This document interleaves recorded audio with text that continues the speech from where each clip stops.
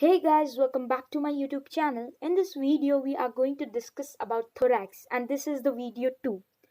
On the screen, you can see Henry, and if you don't know him, do check out the video 1 on thorax. The link is in the description.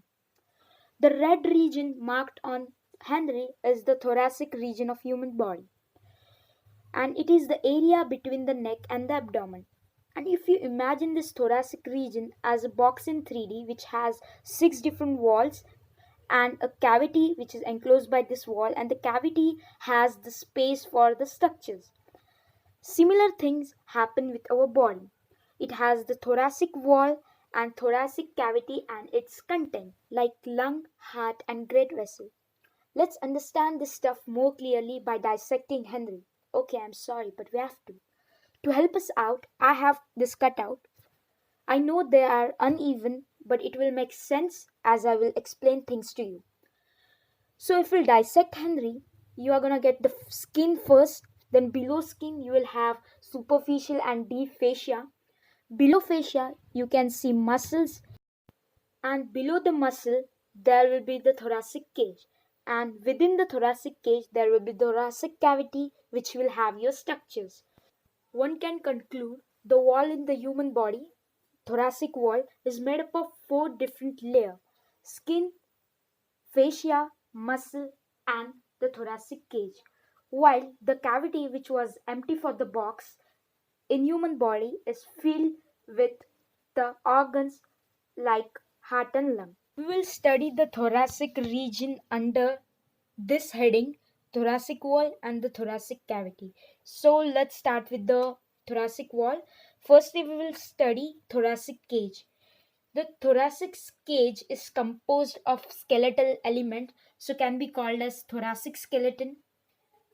It is osteocartiligous cage, meaning it is made up of bone and cartilage. This cage protects thoracic viscera and some abdominal organs like liver. It is made up of sternum, thoracic vertebra and ribs.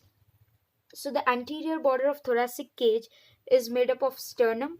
Posteriorly it has thoracic vertebra and the intervertebral disc, and laterally it is made up of 12 pairs of rib and associated costal cartilage.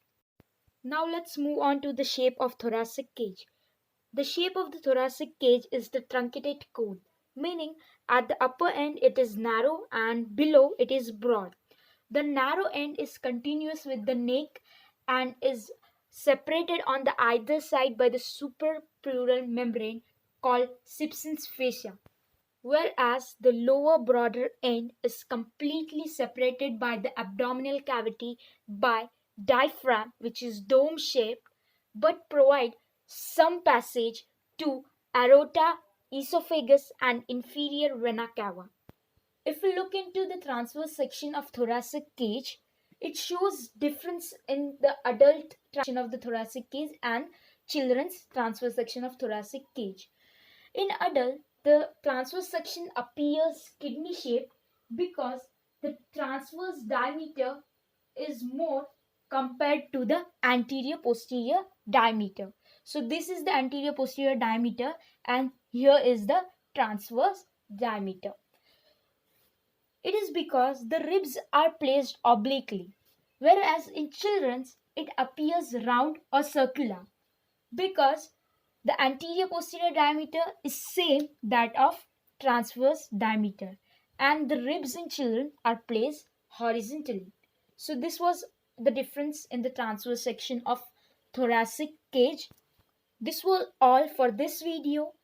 In the next video, we'll talk about the superior thoracic aperture inlet and inferior thoracic aperture, that is outlet. Thank you for watching. Do subscribe and follow me on Instagram @medicalminion.